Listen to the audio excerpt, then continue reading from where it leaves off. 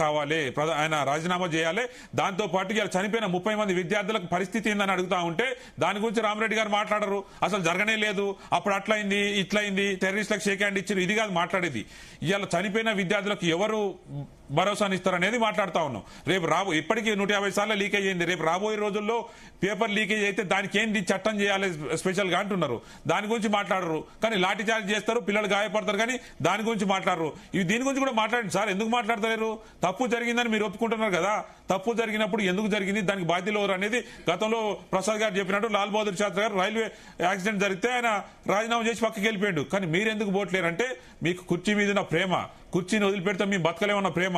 మీ ప్రధానమంత్రి ఎట్లయితే మొత్తం దేశవ్యాప్తంగా 1 ఎలక్షన్ 1 ప్రైమ్ మినిస్టర్ అయితే అట్లా పెట్టి మొత్తం నేనే ఉండాలని చెప్పి ఆయన ఎట్లయితే ఎలక్షన్ బోర్డుని కంట్రోల్ చేస్తున్నాడో ఎడ్యుకేషన్ సిస్టమ్ కూడా అట్లే చేయాలనుకుంటున్నాడు.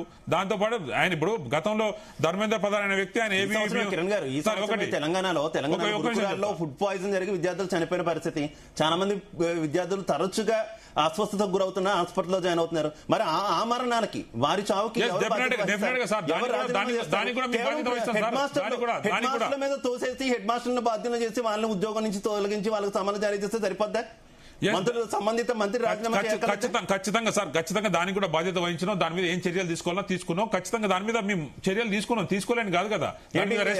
హెడ్ మాస్టర్ నోటీసులు కాదు, దాంట్లో ఎవరైతే పార్టిసిపేట్ ఉన్నారో, ఎవరైతే దానికి సంబంధించిన ఉన్నారో వాళ్ళందరి మీద చర్యలు తీసుకున్నాం, సస్పెండ్ చేయడం కూడా జరిగింది. దానికి ప్రభుత్వం బాధ్యత వహించింది, దాని గురించి మాట్లాడింది. మాకేం తెలియదు, మాకు సంబంధం లేదు, ఇది మా తప్పు కాదు, గతంలో ఎవరు చేయలేదా, గతంలో ఎవరు విద్యార్థులు చనిపోలేదా అని మాట్లాడలే. మేము ఇంత ఏమంటారు కేర్లెస్నెస్ గా మాట్లాడాలి. ఏదో కేంద్ర ప్రభుత్వంలో బీజేపీ నాయకులు మాట్లాడుతున్నారు, వాళ్ళంతా దొంగలని మాట్లాడుతున్నారు, కానీ మేము అట్లా మాట్లాడలే కదా. మేము బాధ్యత తీసుకున్నాం, మాది పొరపాటు ఉంది, దాన్ని సరిదిద్దుకుంటాం చెప్పినాం, అంతే తప్ప వీళ్ళలాగా దొంగ మాటలు మాట్లాడలే కదా. ఈరోజు పేపర్ లీక్ అయిపోయి ఇంతమంది వ్యక్తులు చనిపోయినప్పటికీ కూడా రాహుల్ గాంధీ ఏ రోజు బయటికి రాకుండా మాట్లాడకుండా స్వామి గారు ఎవరైనా మాట్లాడిరంటే రాహుల్ గాంధీ గారు మాట్లాడారు అన్న, మీరు మాట్లాడలేదు, రాహుల్ గాంధీ మాట్లాడలేదు అని తప్పుడు స్టేట్మెంట్ ఇద్దు, నిజంగా చెప్పు. మాట్లాడలేదంటే మాట్లాడలేదు చెప్పకపోతే నీకు వీడియో చూపించమంటే చూపిస్తా. ఏకైక వ్యక్తి రాహుల్ గాంధీ మాట్లాడిరు అంటున్నా, రాహుల్ గాంధీ మాత్రమే మాట్లాడిరు. ఆ రోజు దేశంలో ఎవరు కూడా మాట్లాడలేదు. మీరు మాట్లాడినట్టుగా అందరు మాట్లాడిరు, కానీ ఎవరు మాట్లాడలేదు అంటే రాహుల్ గాంధీ గారు మాత్రమే మాట్లాడారు అంటున్నా, ఎవరు మాట్లాడలేదు ఆ రోజు. నువ్వు చెప్పకు నేను చూపిస్తున్నా చూపెడతా ఆధారాలు, కానీ రాదు నేను మాట్లాడదా కాదు. రాహుల్ గాంధీ గారు మాట్లాడిర్రు, అందరు కూడా అంతే అభిప్రాయం వ్యక్తం చేసిర్రు, అట్లా జరగాల్సింది కాదని ఎంతవరకు తూతూ మంత్రంగా చెప్పలేదు అనుకుంటా మీ రాహుల్ గాంధీ చెప్పాడు. చాలా దేశంలో కేటీఆర్ పోయి ఆడ రోడ్డు మీద అడ్డం పండుకున్నా, ఏంది అడ్డం పండుకున్నా రోడ్డు మీద ధర్నాలు చేసి ఏం చేసి రాహుల్ గాంధీ కిరణ్ గారు ఒక్క నిమిషం అందరికీ మాట్లాడే అవకాశం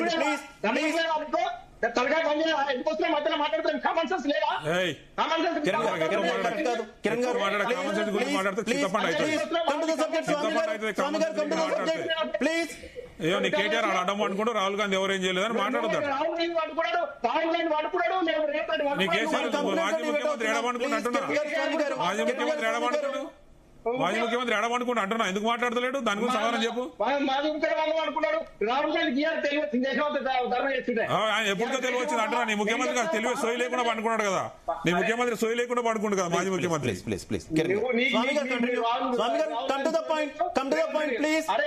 బీజేపీ గురించి మాట్లాడు, కాంగ్రెస్ గురించి అవసరం లేదు, బీజేపీ గురించి మాట్లాడు.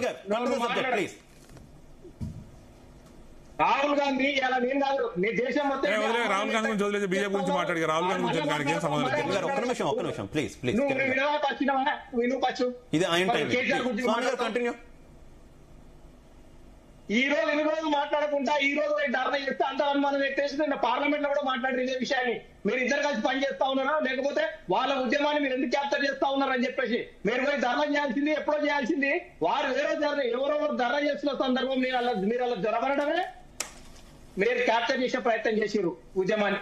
మీ ఆయనలో ఉద్యమం పేపర్ లీక్ అయ్యాయి. ఇక్కడ సోషల్ వెల్ఫేర్ విద్యార్థులలో కూడా చాలా మంది రోజుకొకరు చనిపోతా ఉన్నారు. చాలా ఇప్పటికీ 30 మంది పైన 44 మంది దాకా చనిపోవడం జరిగింది సోషల్ వెల్ఫేర్ స్కూళ్ళలో చదువుతున్న పిల్లలు. వారిపైన కూడా ఇవాళ పూర్తి స్థాయి విద్యాశాఖ మంత్రిని కేటాయించకుండా రేవంత్ రెడ్డి గారు టైం పాస్ చేస్తా ఉన్నాడు. ఒక్క సంవత్సరం 2 లక్షల ఉద్యోగాలు ఇస్తామని చెప్పేసి ఇవాళ ఇయ్యలేమని చెప్పేసి వీరబాబు చెప్తా ఉంటాడు. మీరు మెడిటేషన్ ఇస్తామని చెప్పి వినండి, మీరు మాట్లాడిన తర్వాత మాట్లాడు. ఇలా అన్ని మీరు మాట్లాడుకుంటారు కాబట్టి మీకు ఇస్తున్నామని చెప్పి ఈ విషయాలన్నీ జరుగుతా ఉంటే మీ పక్కన పెట్టి ఇలా వాళ్ళు కాంగ్రెస్ జనతా పార్టీ వాళ్ళు చేసిన ధర్నా మీరు క్యాప్చర్ చేసే ప్రయత్నం చేసిరని చెప్తా ఉన్నాం. దాన్ని మీరు కాదు అని చెప్పుకోవాలి తప్ప గతంలో వీడబడినో కాదు ఆ పిచ్చి పిచ్చి మాటలు అవసరం లేదు. మేము ఏమంటున్నాం, ఇలా బీజేపీ పార్టీ ఇలా తప్పించుకోబోయే ప్రయత్నం చేస్తా ఉన్నది. గతంలో జరిగిన దాన్ని లింక్ పెట్టి గతంలో జరిగినప్పుడు ఎవరు చేయలేదు కాబట్టి మేము చెయ్యం దీనికి అని చెప్పేసి వారు ప్రయత్నం చేస్తా ఉన్నారు. కాబట్టి గతంలో జరిగిన దాన్ని మీరు సమర్థించుకొని దానికి లింక్ పెట్టుకొని సమర్థించుకోవద్దని చెప్తా ఉన్నాం. దీనికి బాధ్యత తీసుకొని ధర్మేంద్ర ప్రధాన్ గారు రాజీనామా చేసి ఈ ప్రజా తీర్పును ప్రజల యొక్క అభిప్రాయాన్ని గౌరవించాలని చెప్తా ఉన్నాం. రాహుల్ గాంధీ గారు కూడా ప్రధాన ప్రతిపక్ష నేతగా ఉన్నాడు కాబట్టి పార్లమెంట్ లో ఇలా కొట్లాడుతాను కాబట్టి ఆ ధర్మేనే ఆ లీక్ అయిన ఏమంటే ధర్మ చేయాల్సింది. ఆయన చేయలే. ఇలా చేయకపోగా ఇలా వారు చేస్తున్నటువంటి ధర్మను క్యాప్చర్ చేసే ప్రయత్నం చేసిండు.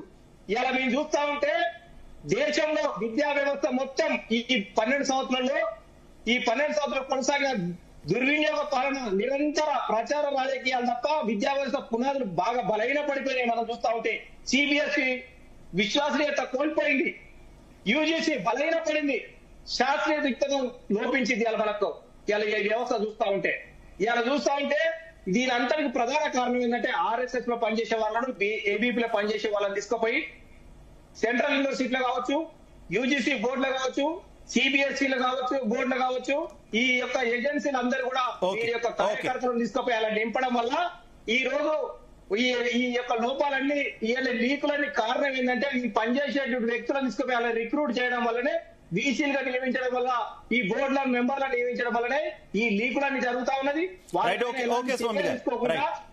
ఈ 100 జరిగినప్పటికి కూడా వారు చేతులు దులుపుకునే ప్రయత్నం చేస్తా ఉన్నారు తప్ప వారు దాని మీద చర్యలు తీసుకునే ప్రయత్నం చేస్తున్నారు. ఈ తీసుకోకపోగా చేస్తున్నటువంటి ధర్నా ఉద్యమాన్ని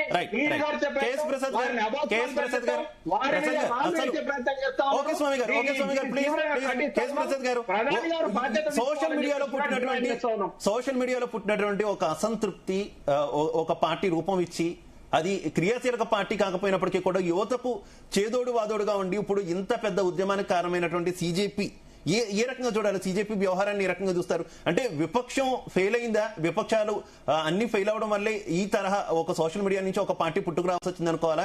ఏం జరిగింది అనుకోవాలి? విపక్షాల వైఖరి గురించి ఏం చెప్తారు? ఇందిరాగాంధీ గారి ఎమర్జెన్సీ తర్వాత కూడా మీరు ఒకసారి జాగ్రత్తగా గమనిస్తే పరిణామాలు, మహానుభావుడు జయప్రకాష్ నారాయణ అనే ఒక మహానుభావుడు ఒక ఏకతాటి మీద ప్రాంతీయ పార్టీల్ని మొత్తం దేశంలో ఉన్న పార్టీలన్నింటినీ ఏకతాటి మీద తీసుకురాగలిగాడు. ఇవాళ అలాంటి లీడర్షిప్ డైమెన్షన్స్ ఉన్న నాయకుడు మనకి దురదృష్టవశాత్తు లేని కారణంగా, ఉదాహరణకి ఈ బీజేపీ పునఃప్రతిష్ఠ చేసిన కేజ్రీవాల్ ఉంటాడు చూడండి, కోవర్ట్ రీజనల్ పార్టీలు ఎక్కడెక్కడ ఏముంటాయి, ఇక్కడ బీఆర్ఎస్ పార్టీని సగం సమూలాలతో చంపేయడానికి, ఎంపీలు గెలవకపోవడానికి ఆయన బ్రహ్మాండమైన ఆపరేషన్ సక్సెస్ఫుల్ గా అయింది. ఫస్ట్ రాహుల్ గాంధీ మీద మాట్లాడిన ఏకైక వ్యక్తి ఎవడన్నారంటే కేజ్రీవాల్. వీళ్ళకేం పని, వీళ్ళు ఎందుకు వచ్చారని. మరి ఈయన కూడా పొలిటికల్ పార్టీయే కదా, ఏ మోహం పెట్టుకుని వచ్చాడు? అది మర్చిపోతారు అన్నమాట మనం.